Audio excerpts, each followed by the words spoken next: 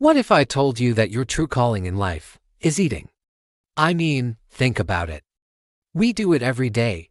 It makes us happy, and frankly, some of us are just naturally gifted at it. Work, that's just the annoying interruption between breakfast and lunch, right? If you've ever looked at your alarm clock and thought, can I just get paid to nap until my next meal? Then, my friend, you are in the right place. Welcome to the club for professional eaters and aspiring nap takers. Let's be honest, the daily grind can feel like, well, a grind. You wake up, you drag yourself to a place you'd rather not be, you count the seconds until you can leave, and the whole time, your mind is just a slideshow of delicious food. Should I get tacos for lunch? Or maybe that new ramen place? I wonder if there are any donuts left in the break room. It's a full-time job just planning your meals, and then you have your actual job on top of it.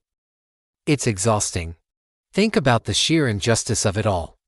You have a passion, a real talent for appreciating the culinary arts. You can distinguish between different types of cheese blindfolded. You know the exact perfect ratio of crust to sauce on a pizza. You have a sixth sense for when the fries are fresh out of the fryer. These are valuable skills. Yet, society tells us we need to file reports, answer emails, and attend meetings. Meetings that could have been an email, which you could have read while eating a sandwich. It just doesn't add up. Let me paint you a picture.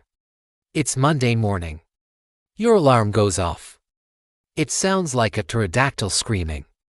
Your first thought isn't about that big project deadline. Nope. It's about the leftover pizza in the fridge. You start a complex negotiation with yourself. If I get up now, I can have one slice before my shower. But if I hit snooze, I'll be happier, but also hungrier. This is the daily struggle. You get to work, and your colleague, Brenda, is already talking about spreadsheets. Spreadsheets. Brenda, please, I am trying to mentally manifest a burrito bowl for lunch. Can we focus on the priorities here? The workday becomes a series of strategic maneuvers. The goal? Maximize food intake, minimize actual work. You forget your lunch, so you have to go out and buy that amazing burger you've been craving. You volunteer to get the coffee because it's an excuse to also grab a croissant. You schedule your breaks with pinpoint precision to align with the least busy time at the snack machine. It's a high-stakes game of culinary chess, and you, my friend, are a grandmaster. You've probably asked yourself, is there something wrong with me? Why am I so unmotivated by my career and so incredibly motivated by a good plate of pasta? And the answer is, absolutely nothing is wrong with you. For so many of us, especially when we're figuring things out, maybe during our time at places like Integralis University or just starting our careers, the traditional path doesn't always spark joy.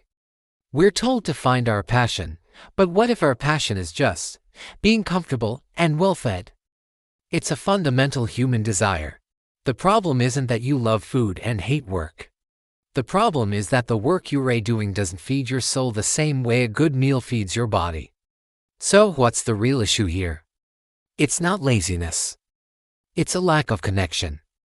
When your job feels meaningless, your brain naturally seeks out guaranteed rewards. And what's more rewarding than a perfectly crispy French fry? Nothing. That's a scientific fact, probably. So, instead of beating yourself up, let's reframe this. Your love for food is actually a clue. It's a sign that you crave satisfaction, joy, and a tangible, positive result. You don't get that from sending another email into the digital void. Think about the skills you've developed as a professional eater. Patience, waiting for a table at a popular restaurant.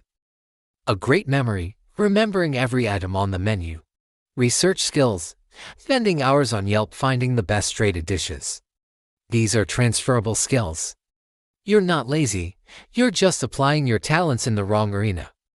What if you could find a job that gave you that same feeling of excitement and satisfaction? What if your work could be the main course, instead of just the boring appetizer you have to get through? So the big question is, how do we bridge the gap? How do we go from dreading our days to devouring them with the same enthusiasm we have for an all-you-can-eat buffet? The first step is to stop feeling guilty. Your feelings are valid. It's okay to not be in love with your job. It's a sign that you're meant for something that aligns better with who you are. Maybe your passion for food could lead you to become a chef, a food blogger, a restaurant critic, or a marketing expert for a food brand. Your obsession could literally become your profession. Or maybe it's not about food at all. Maybe food is just the stand-in for a deeper need for creativity, connection, or purpose. Ask yourself, what is it about a great meal that I love so much? Is it the creativity of the chef? Is it sharing the experience with friends? Is it the simple comfort it brings? The answers to these questions are breadcrumbs leading you toward a more fulfilling path. If it's creativity, maybe you need a job in design or writing. If it's connection, maybe a career helping people is your calling. Let's try a little thought experiment. Imagine your perfect day. And no, you can't just say eating and sleeping. What would you do in between the meals? What kind of activity would make you feel energized and happy, not drained and bored? What problem would you be excited to solve? It doesn't have to be a traditional job. Maybe it's starting a community garden, planning events, or building something with your own hands. The point is to find the work that doesn't feel like work. The kind of work that makes you forget to check the clock. This isn't about giving up your love for food. Never. It's about building a life where everything on your plate is delicious: your career, your hobbies, your relationships. It's about finding that recipe for a happy life. It takes time to find the right ingredients, and you might have to try a few dishes you don't like along the way. But every experience, even the bland ones, teaches you more about your own taste. Your aversion to your current job isn't a failure, it's a compass. It's pointing you away from what drains you and towards what fills you up. So, the next time you're sitting at your desk, dreaming of dinner, don't just dismiss it as a distraction. Use it. Let that craving for satisfaction be your motivation. Start exploring. Take a class, talk to people in different fields, start a small side project. Find the thing that makes you as excited as when you see the waiter approaching with your food. Because you deserve a life that is as satisfying as your favorite meal. Thank you so much for hanging out with me today. If this resonated with you, hit that like button and subscribe for more.